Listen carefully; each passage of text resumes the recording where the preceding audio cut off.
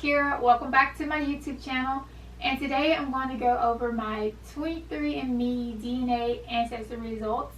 I wanted to do 23andMe because I can trace my ancestors back to a certain extent, but I can't go too far. So I thought 23andMe would be a really cool thing to do, and I've been wanting to do it for a while, so I just went ahead and did it.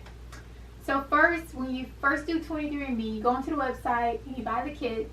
They send the kit in the mail, and they send you this little tube that you have to spit in, and you send it back, and it's pre-packaged, and so you'll get results in like 2 weeks. So the first time I did it, they couldn't use my sample that I sent in. I think it was because the instructions say you're not supposed to drink or eat or brush your teeth 30 minutes before you do your spit sample. And I ate and brushed my teeth like an hour before, so maybe that's why. So they sent me another tube for free, and I did the spit sample and sent it in, and I got my results in like 2 weeks. So that's what I'm going to do. I'm going to go over my results, and I'm going to log in to the 23andMe website. So basically what happened was the tube that I spit in had like a little barcode on it, and when you create your 23andMe account, you put that barcode into the website and it kind of connects to your account. So I'm going to go over my results. Has my name. It says ancestry composition. Sub-Saharan African 79.4%, West African 68.1%, and within West Africa we have Nigerian 42.4%. Hey, shout out to all the Nigerians. Now, if you don't know what's been going on in Nigeria, you need to stop right now and go and Google EndSARS and go look at the police brutality that has been going on in Nigeria. Ghanaian, Liberian, and Sierra Leone 11.9%, Senegambian and Ghanaian 4.6%, broadly West African 9.2%, and Congolese and Southern East African 11.1%, and within that Angolan and Congolese 7.9%, and Southern East African 2.3%, and broadly Congolese and Southern East African 0.9%, and broadly Sub-Saharan African 0.2%. Broadly just means like they couldn't really pinpoint, but they just said broadly. European 19.0%, Northwestern European 18.7%, and within that British and Irish 18.2%, broadly Northwestern European 0.5%, Southern European 0.1%, and within that Greek and Balkan 0.1%, broadly European 0.2%, East Asian and Native American 1.1%, Chinese and Southeast Asian 0.8%, and within that Indonesian, Thai, Khmer 0.8%, Native American 0.3%, and unassigned 0.5%. So unassigned just basically means there's a wide range of human diversity in the world, and sometimes our algorithm is able to match a region of your DNA to a specific population with confidence. So that's what the unassigned means.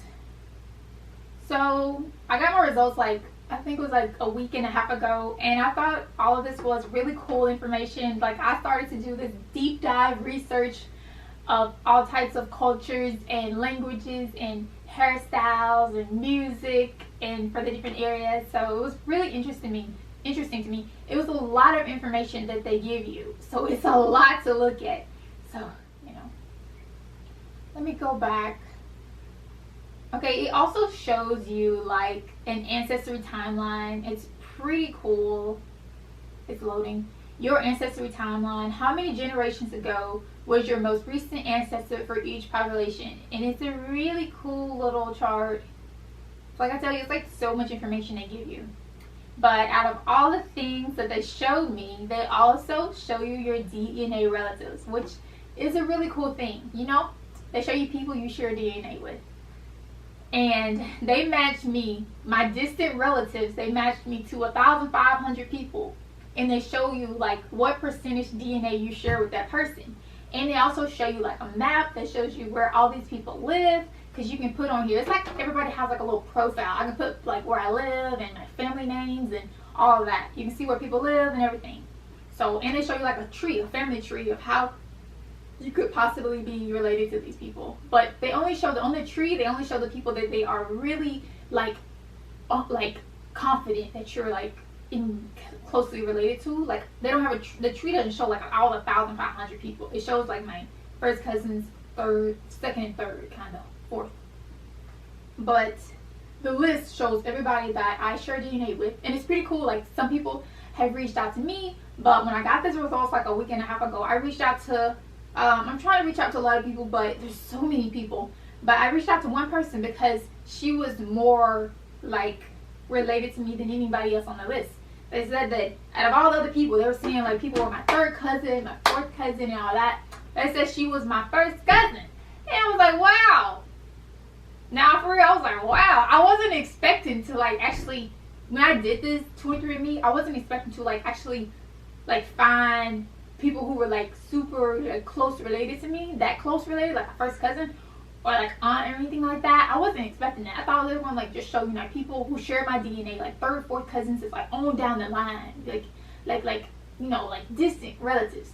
But this girl, she looks so much like me, y'all. It's crazy. That she's my first cousin. She lives in New York. So I DM'd her. When I messaged her on 23andMe because it has like a little profile thing set up and you can message people. I messaged her and I was like, hey cousin. I was like, yeah, she's my first cousin. She lives in New York. And we was messaging back and forth, and it's crazy because she has like such a great personality.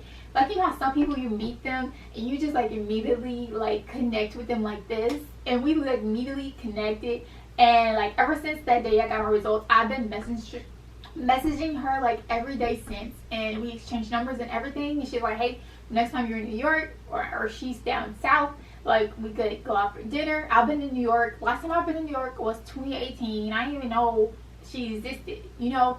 But the crazy thing is that I know this is real because she lives in New York, and you know my dad was born in New York, not too far from where she lives.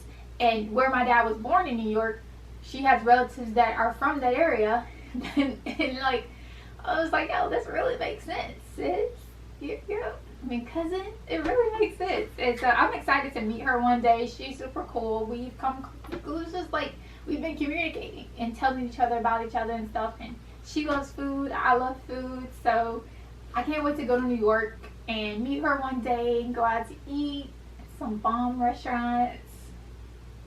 It's pretty cool. So this tree says we share the same grandparents. Crazy. So that's cool to meet her. And you know, that just warmed my heart to meet her and for her to be like so opening to meeting me. Because you know, you meet new people sometimes that are related to you. Sometimes they aren't as open to meeting new people. You know, just some people are mean. But she was like extremely nice, and we connected like super fast.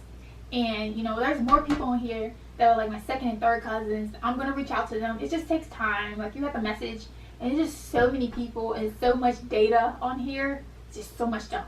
So I did this. I thought it was a really cool thing to do. I got a cousin out of it, and I got, you know, learned a lot about my ancestry. And I would encourage other people to do it. You know, if you want to know more about your ancestors, your DNA, and if you want to meet some relatives that you don't know.